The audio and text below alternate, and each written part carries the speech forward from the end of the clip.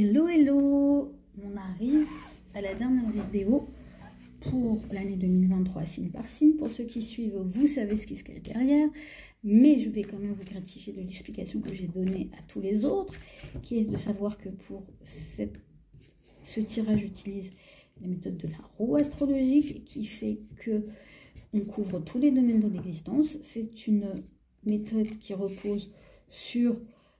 qui se calque sur la construction d'un thème, donc 12 signes, 12 maisons. Sachant que bien sûr, pour chaque maison, je vous expliquerai ce que ça recouvre comme domaine de vie. C'est un tirage que moi je propose à mes clients en fin d'année, en début d'année. Il y a encore de la place pour 2023, sachez-le. Une fois que j'ai dit ça, bien sûr, si vous aimez, n'hésitez pas à commenter, à vous abonner à la chaîne et à partager. Du coup, j'avais décidé de ne pas suivre l'ordre, on va dire, astrologique, de passer du bélier au poisson. Et du coup, j'ai sorti l'oracle astrologique. La carte qui se cache ici, c'est le dernier. Donc, c'est vous qui allez bénéficier du dernier tirage. Je pense que j'ai tout dit. Sachant qu'effectivement, cette lecture aussi peut se faire mois par mois, mais que c'est pas celle que je retiens. Voilà, voilà. Donc... il n'y a pas de suspense, mais il y en a quand même un. Les derniers sont nos amis les scorpions. Alors, je vais tirer les 12 cartes et on les tourne. On les retournera au fur et à mesure, mais je vais tous les étaler pour commencer. En essayant d'avoir quelque chose où vous avez tout devant vous, hein, avec l'installation qui est la mienne.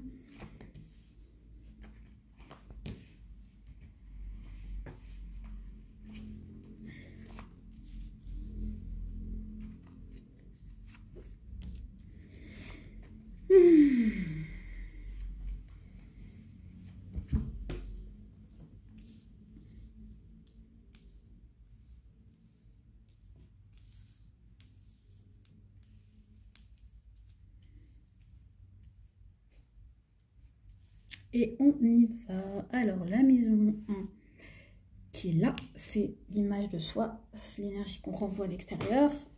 La manière dont on est perçu, c'est aussi, pour moi, l'énergie de la corporalité, ce que vous dégagez, ce que vous avez comme voilà, comme vibration, on va dire. Alors, pour nous amis les scorpions en 2023, waouh! Eh ben, on finit avec vous, mais on finit... avec un 8 d'épée en maison 1. Donc je pense que vous allez vraiment, cette année, dégager l'énergie de quelqu'un qui est pris dans une toile, pris au piège de ses propres réflexions, de quelqu'un qui a du mal à se sortir d'un fonctionnement.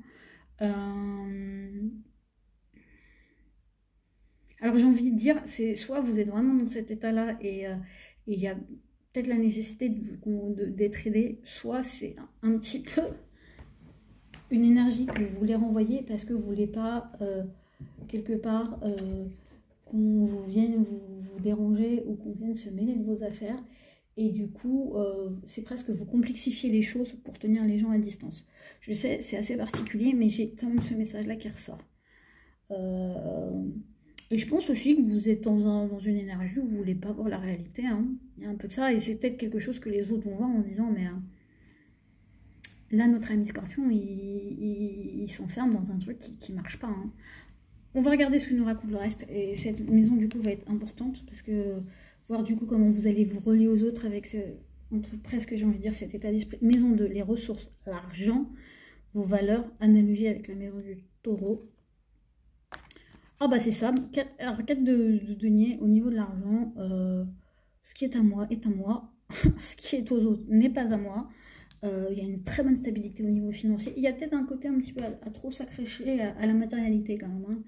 Du coup on peut être un peu près de ses sous. Peur de perdre une situation, du coup on s'accroche à des choses juste parce qu'elles nous rapportent de l'argent. C'est peut-être aussi ça qui du coup nous enferme, hein. Mais c'est stable. En tout cas, 2023 sur le plan matériel pour les scorpions, c'est assez stable.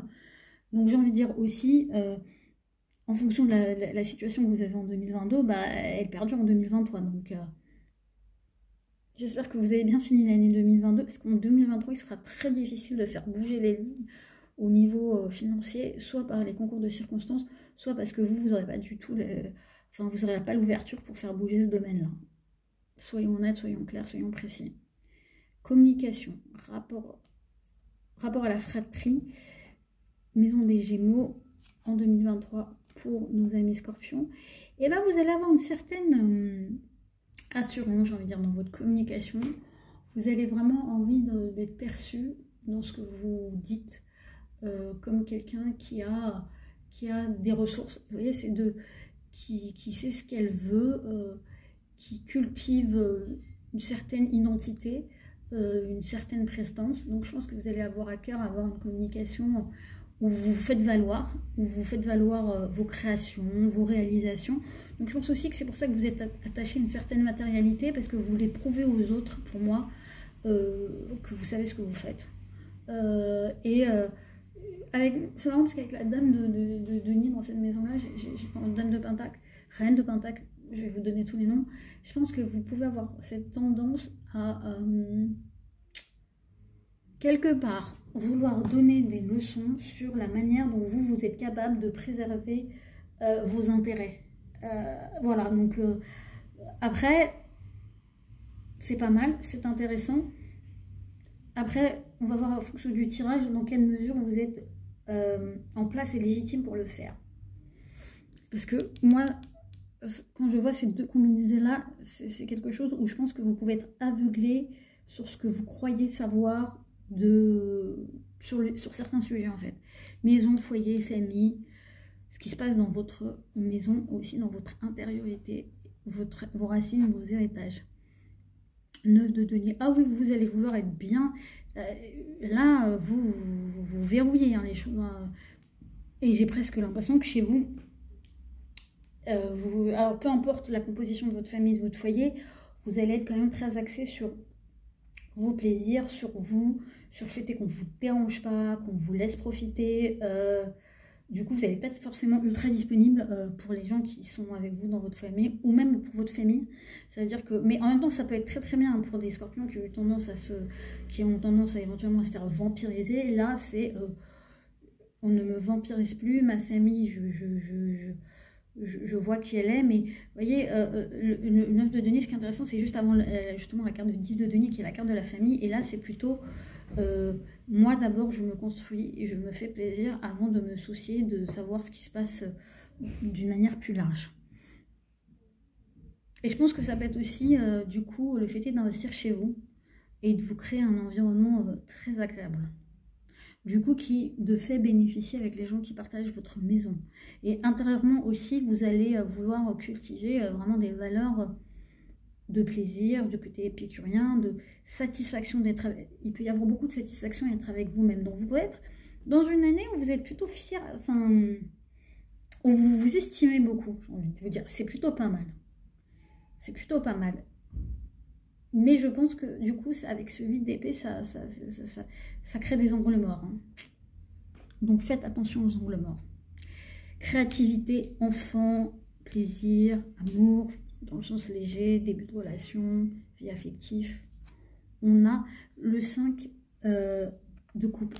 Alors c'est intéressant parce que du coup, par rapport au fêté, aux enfants, par rapport à la vie affective, par rapport à la créativité, par rapport au fêté pour moi au sens le plus large de donner naissance, vous pouvez vraiment avoir une sensation de regret, de ne pas réussir à mettre au jour, à donner vie à des choses qui pourtant vous tiennent à cœur du coup vous avez un côté c'est pas juste hein. Pour moi il peut y avoir une posture un peu même par rapport à votre vie affective, par rapport du coup c'est pour ça que vous voyez j'avais pas encore tiré les cartes mais je sentais qu'il y avait quelque chose de paradoxal et de pas forcément vous allez beaucoup prétendre alors que peut-être dans le fond c'est pas si sûr que ça, que vous êtes en pleine possession de ce que vous prétendez être, parce que pour moi il y a quand même un côté Calimero qui va se manifester par rapport à la sphère émotionnelle, la sphère affective, dans la relation avec vos enfants, dans le fait de mettre en place des nouvelles choses. Donc, je pense que vous pouvez être dans une certaine déconnexion. Il y a un truc à caler. On va regarder la suite, mais là, Je pense que c'est une année qui peut-être va vous montrer différentes facettes de vous-même et où il va falloir apprendre à vous rassembler et à recalibrer tout ça. Le travail, le quotidien, service aux autres. Vous avez l'empereur, c'est dingue. Hein. Alors, ce qui est intéressant, c'est que il y a beaucoup d'opposition pour moi dans vos énergies. C'est très paradoxal. Année paradoxale, hein, pour le moment, j'aurais envie de dire. Au travail, mais en même temps, ça correspond à ce qui est en lien avec les ressources. C'est hyper stable. Vous voulez pas bouger votre quotidien, vous voulez être le maître dans votre quotidien. Et vous voyez, c'est pareil avec le 9 de Pentacle. Il y a ce côté, j'ai été trop souple, j'ai fait trop d'efforts, peu importe ce que vous avez traversé, du coup, maintenant, je vais presque être viciée sur mes trucs, et y compris, vous voyez, avec dans votre communication, le fait est de, même si vous n'êtes peut-être pas dans le juste, de dire si, c'est juste ce que je dis, ma communication a de la valeur, je sais de quoi je parle. Et dans votre quotidien, là, vous allez être... Alors, c'est très bon pour le travail, en tout cas, surtout pour les gens qui sont un peu maîtres de leur activité ou qui sont salariés, parce qu'il y a la possibilité de gagner une nouvelle position, de stabiliser les choses. Mais du coup, ça peut, en un sens, manquer de souplesse. Et du coup, quand on a cette posture d'empereur, il faut être hyper clean au niveau de son autorité, hyper clean sur son intégrité. Il faut être capable de déléguer. Il faut savoir d'où on tire sa légitimité, ça ne blague pas. Voilà. Quand on prend un rôle de chef, surtout avec les énergies en lien avec le scorpion, ça veut dire que vous devez être droit. Ouais. Je sais pas pourquoi je vous dis ça, mais c'est vraiment ce qui vibre pas mal. Du coup, les autres, ça m'intéressait beaucoup parce qu'avec ce 8 d'épée, du coup, comment vous vous liez aux autres alors que vous êtes un petit peu dans cet esprit un peu embrouillé. Alors, quand je vous dis année paradoxale, le meilleur pour la fin, j'ai envie de vous dire. Mais en fait, vous allez vraiment, en tout cas émotionnellement, avoir envie de vous lier aux autres. Et les autres ont peut-être aussi envie de se lier à vous. Moi, je pense qu'il peut y avoir la naissance de nouveaux partenariats, de nouveaux partenaires ou une nouvelle énergie qui circule dans le domaine amoureux relationnel. Ça peut être aussi des partenariats qui se font sur la base d'une véritable envie.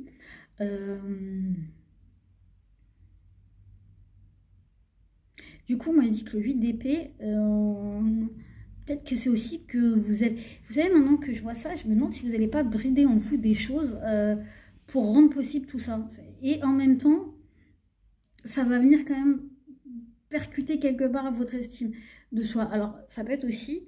une indication que vous allez réussir à tourner la page sur quelque chose grâce à quelque part à l'énergie affective que va vous ramener l'extérieur ou quelqu'un de l'extérieur.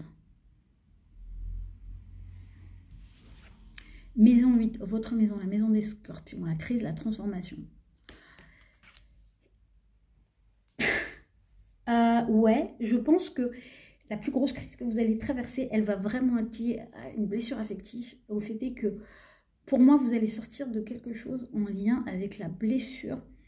Je pense, vous voyez, c'est bizarre, parce que pour moi, il y a cette idée de blessure d'orgueil, de quelque chose qui fait que, à la fois, vous êtes touché quelque part dans votre orgueil, donc vous avez des soubresauts de vous accrocher, de verrouiller des choses, et peut-être même de vous verrouiller vous, donc...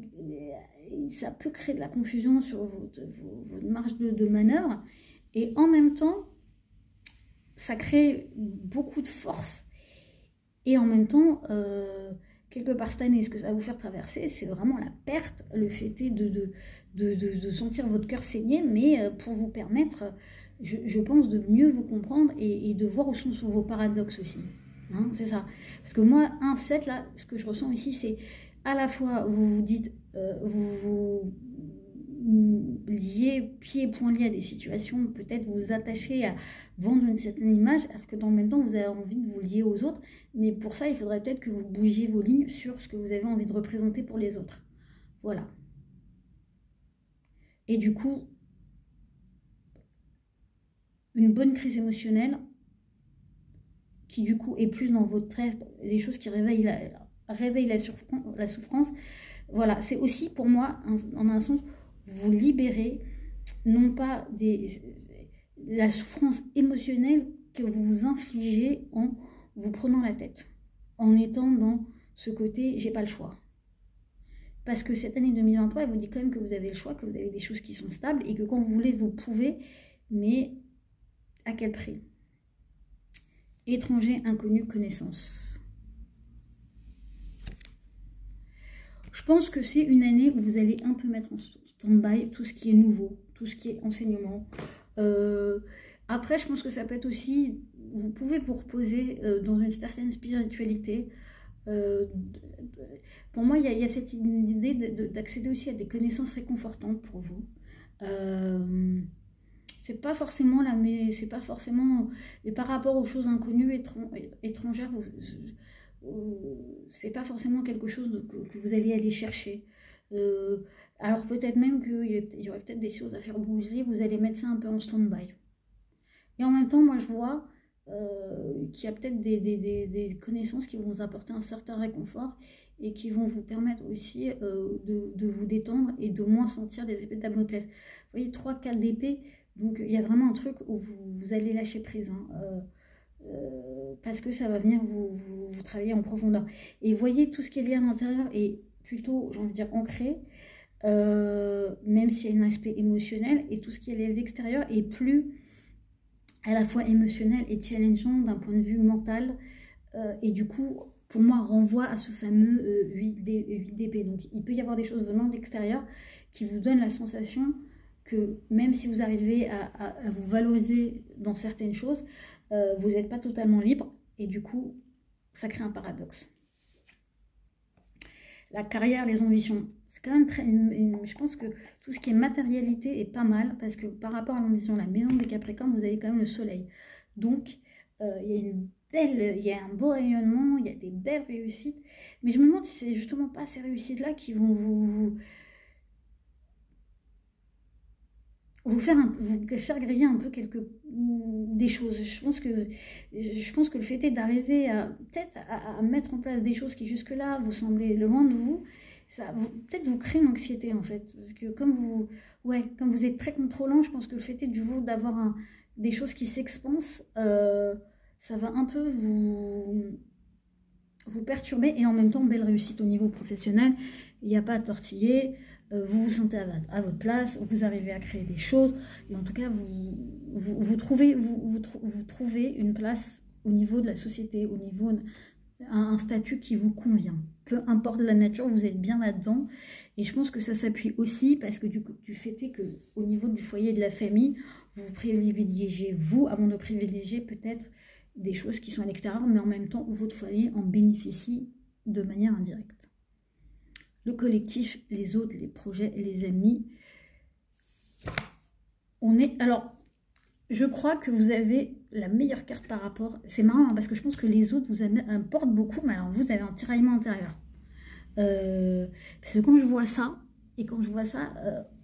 c'est année de paradoxe, j'ai pas d'autres mots. Vraiment, je pense que ça va être le titre de la vidéo. Au niveau des amitiés, vous rencontrez de nouvelles personnes, vous vous ouvrez à de nouvelles choses. Je pense que ça peut être aussi lié du coup à un nouveau statut social qui vous apporte de nouvelles connexions, des nouvelles connaissances. Pour moi, c'est des amitiés dont il faut profiter. Il peut y avoir des projets collectifs qui vous parlent, qui vous font vibrer, qui vous ouvrent le monde, qui vous donnent envie de discuter, d'échanger. Donc c'est plutôt pas mal. Je crois que c'est vous qui avez la meilleure carte au niveau des projets collectifs et de l'amitié. Donc très bonne année pour se faire des nouveaux amis, des nouvelles connaissances. Intéressant. À mon sens, je vous le dis comme ça, vous avez le tirage, pour ainsi dire, le plus complexe de tout le zodiaque. Intéressant. Et je pense que c'est, moi je pense que c'est vraiment lié au fait que Saturne du coup soit sorti du Verseau, qui vous a quand même bien travaillé, et de Saturne qui rentre au Poisson, qui du coup fait un aspect positif à votre signe, mais du coup vous ouvre à des choses pour que vous aviez un petit peu mis de côté. Je suis très curieuse de la dernière carte parce que c'est un peu la carte la leçon, celle qui ouvre le reste, qui met un petit peu un espèce de point final. On y va? J'adore. Et ben franchement, de cette année paradoxale, vous allez quand même ressortir vachement renforcé. Plus maître de votre de vos états émotionnels, de votre matérialité. Et je pense que c'est pour ça que, vous voyez, rappelez-vous ce que j'ai dit au début. Quand j'ai tourné le 8DP, j'ai dit, je ne sais pas si ce côté je suis embrouillée, je suis perdue, je suis pieds et poings liés, c'est pas aussi une forme de stratégie chez vous, hein. Je vous le dis. Je suis pas sûre que ça soit une réalité. Réécoutez le début. Voilà, en tout cas, moi je dis très belle année. Année paradoxale, mais belle année. Et surtout, si vous avez aimé, n'hésitez pas à liker, commenter, partager. Et je vous dis à très bientôt.